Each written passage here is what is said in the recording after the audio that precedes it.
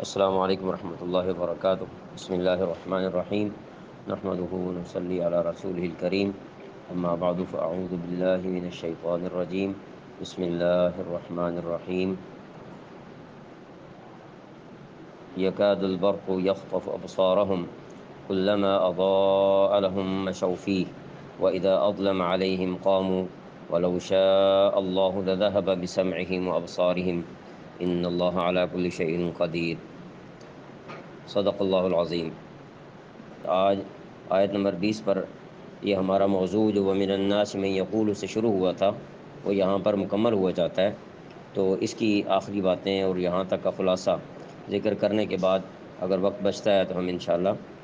اپنی اگلی آیت جو ہے وہ شروع کریں گے۔ وہاں سے ایک نیا مجموعی مضمون شروع ہو رہا ہے جہاں انسانوں کو خطاب اللہ تعالیٰ کی طرف سے کیا جائے گا۔ تو ہم یہاں ترجمہ ذکر کر رہے تھے،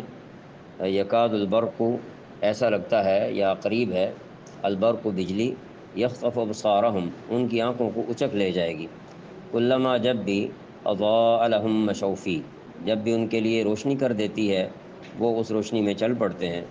وَإِذَا أَظْلَمَ عَلَيْهِمْ قَامُوا، اور جب وہ ان پر اندھیرا کر دیتی ہے تو وہ کھڑے کے کھڑے رہ جاتے ہیں، وَلَوْ شَاءَ اللَّهُ، اور اگر اللہ تعالیٰ چاہتا، لَذَهَبَ بِسَمْعِهِمْ وَأَبْصَارِهِمْ، تو ان کے سننے اور دیکھنے کی طاقتیں چھین لیتا۔ ان اللہ علی کل شیء قدیر، بے شک اللہ تعالیٰ ہر چیز پر قدرت رکھتا ہے۔ اس آیت مبارکہ کا تعلق چونکہ پچھلی آیات کے ساتھ ہے، اور ان آیات کے اندر منافقین کے دو طرح کے لوگوں کی مثالیں بیان کی گئی ہیں۔ ایک تو وہ منافقین ہیں جو کسی تذبذب کا شکار نہیں اور جان بوجھ کر قرآن و سنت کی تعلیمات کو تسلیم نہیں کرتے، ضد اور ہٹ درمی پر وہ اپنی بات پر اڑے رہتے ہیں، اور دوسرے وہ لوگ ہیں جو تذبذب کا شکار ہیں۔ ان کی مثال جو ہے وہ بارش سے دی گئی ہے، یہ آیت نمبر 19 کے اندر۔ تو آیت نمبر 20 کے اندر اللہ تعالیٰ نے اپنی قدرت کا اظہار فرما دیا ہے، ساتھ ہی اور یہ فرما دیا کہ ممکن ہے کہ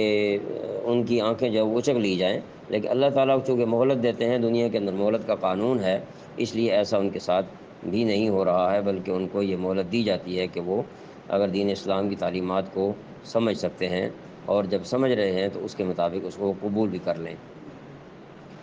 لیکن اللہ تعالیٰ کی اس مہلت کا جو فائدہ نہیں اٹھائے گا، یقیناً آخرت کے اندر اسی کو نقصان ہوگا۔ اب ہم وَمِنَ النَّاسِ مَن یقول سے لے کر آیت نمبر 20 جہاں پر یہ رکوع مکمل ہو رہا ہے، اس میں تقریباً تمام تذکرہ منافقین کا ہے، یا دو رخ لوگوں کا، یا مطلبی لوگ بھی ہم کہہ سکتے ہیں ان کو، جو اپنے مطلب کے لیے دو طرف ہو کر چلتے ہیں، کبھی ایمان والوں کے ساتھ ہونے کا دعویٰ کرتے ہیں اور کبھی اپنوں کے ساتھ جا کر اکیلے میں کہتے ہیں کہ ہم تمہارے ساتھ ہیں۔ لہذا یہ دھوکے باز لوگ جو ہیں یہ دنیا میں بھی کامیاب نہیں ہوں گے اور آخرت میں بھی کامیاب نہیں ہوں گے۔ تو یہ جو دو رخ لوگ ہیں، یعنی جن کو ہم منافقین بھی کہتے ہیں، تو یہ کن کن اندھیروں میں مبتلا ہیں، ان آیات کی روشنی میں اس کا خلاصہ ہم یوں ذکر کر سکتے ہیں۔ رکوع میں بالکل شروع میں وَمِنَ النَّاسِ سے جب بات ہم نے شروع کی تو اس میں ارشاد فرمایا ایک جگہ پر آمنا باللہ سے لے کر وما ہم بمؤمنین تک، اس میں ایمان کے معاملے میں صریح جھوٹ بولنے کا اندھیرا ہے جس میں وہ پڑے ہوئے ہیں۔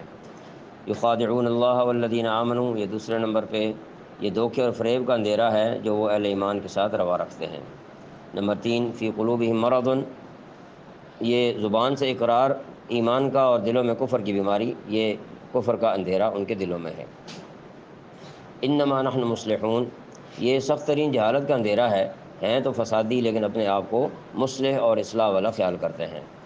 اب یہاں پر ایک بات کی ہم وضاحت کرتے چلے جائیں کہ جہالت کی دو بڑی قسمیں ہوتی ہیں، ایک کو کہتے ہیں جہالت بسیط اور ایک کو کہتے ہیں جہالت مرکب۔ جہل بسیط اور جہل مرکب بھی کہتے ہیں، یہ تھوڑے سے بھاری الفاظ ہیں لیکن میں اس کی وضاحت کیے دیتا ہوں۔ جہل بسیط یہ ہوتا ہے کہ کوئی شخص کسی چیز سے ناواقف ہو، کیونکہ جب بھی ایسا شخص متعلقہ چیز سے واقفیت حاصل کر لے گا تو وہ اس جہل سے نکل جائے گا۔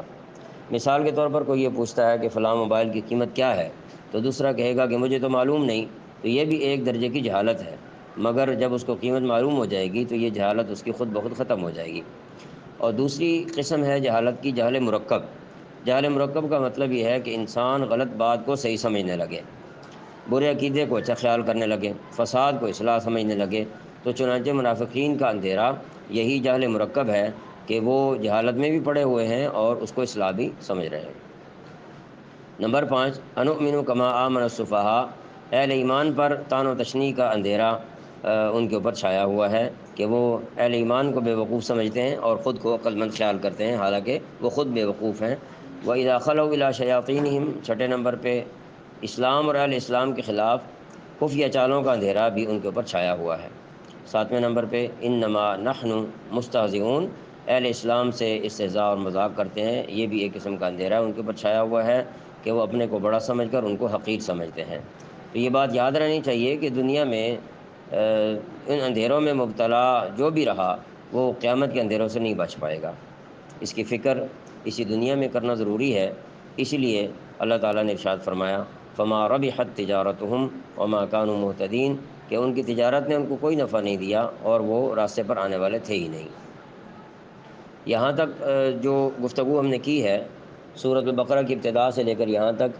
3 قسم کے انسانوں کا ذکر کیا گیا ہے۔ پہلے قسم کے انسانوں کا ذکر تھا ھدی للمتقین سے لے کر اولئک هم المفلحون تک، یہ وہ لوگ ہیں جو پختہ ایمان والے ہیں، متقین ہیں، اور تقوی جو ہے وہ مقصودی چیز ہے ایمان والوں کے لیے۔ پھر ذکر شروع ہوا ان الذین کفروا سے لے کر ولہم عذاب عظیم تک، یہ وہ لوگ ہیں جنہوں نے جان بوجھ کر کفر کا راستہ اختیار کیا ہے، ان کو ہدایت کی طرف بلانا، سمجھانا یا ان کو اللہ تعالیٰ کے سامنے کھڑے ہونے سے ڈرانا، اس سے ان کو کوئی فائدہ نہیں ہوتا۔ اور تیسرے قسم کے لوگ ومن الناس من یقول سے شروع ہوتے ہیں، اور وہاں سے لے کر رکوع پورا جو ہے یہ انہی لوگوں کے بارے میں، آخر میں ان کے بارے میں 2 مثالیں ذکر کی گئی ہیں۔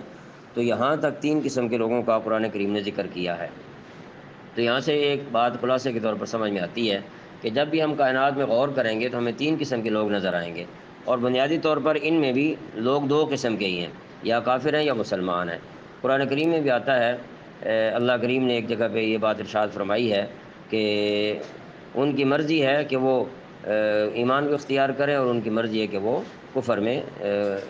لگے رہیں اور کفر کو اختیار کر لیں۔ وہ ہے کہ لوگ 2 قسم کے ہیں، یا کافر ہیں یا مسلمان ہیں۔ اب یہ جو تیسری قسم کے لوگ ہیں جنہیں منافق کہا گیا ہے، یہ 2 رخے لوگ ہوتے ہیں۔ یہ مفاد پرست ٹولہ ہوتا ہے انسانوں کا جو فائدہ اٹھاتا ہے، ایمان والوں کے ساتھ بھی لگے رہنے کے دعوے کرتا ہے، اور حقیقت میں ہوتا کفر والوں کے ساتھ ہے کہ جو کفر والوں کے ساتھ ہونے کے فوائد ہیں وہ وہاں سے حاصل کریں، اور جو ایمان والوں کے ساتھ مل کر کوئی فائدہ ہو سکتا ہو تو وہاں سے حاصل کریں۔ لہٰذا یہ لوگ جو 2 طرف چلتے ہیں، لہٰذا ان دونوں قسموں کے درمیان رہ کر یہ لوگ اپنا مفاد جو ہے وہ حاصل کرنے کی کوشش کرتے ہیں۔ تو یہاں تک 3 قسم کے لوگوں کا تذکرہ ہوا کہ دنیا میں 3 قسم کے لوگ جو وہ پائے جائیں گے، اور قرآن کریم انہی کو مخاطب کر کے انہی کے حالات بتاتا ہے تاکہ ہر انسان اس بات سے آگاہ ہو کہ اللہ کریم نے کن لوگوں کے بارے میں کیا جزا اور کیا سزا بیان فرمائی ہے، اور ان کے ساتھ آخرت میں کیا ہونے والا ہے۔ کچھ وقت باقی ہے تو ہم تھوڑی سی بات آگے چلاتے ہیں، باقی انشاءاللہ اس موضوع کو تفصیل سے ہم آگے چلائیں گے۔ اگلی آیت مبارکہ ہے آیت نمبر 21 میں، ارشاد فرمایا یا ایھا الناس، اے لوگو، اعبدوا، عبادت کرو، ربکم، اپنے رب کی، الذی، جس نے خلقکم، تمہیں پیدا کیا، والذین، اور وہ لوگ جو من قبلکم، تم سے پہلے ہیں، لعلکم تتقون، تاکہ تم پرہیزگار بن جاؤ۔ الذی جعل لکم الارض، الذی، جس نے، جعل، اس نے بنایا، لکم، تمہارے لیے، الارض، زمین کو، فراشن، فرش، والسماء، اور آسمان کو، بناء، چھت، وانزل، اور اتارا، من السماء، آسمان سے، ماء، پانی، فاخرج، پھر نکالے، بھی، اس کے ذریعے سے، من الثمرات، پھل، من سے، الثمرات، پھل،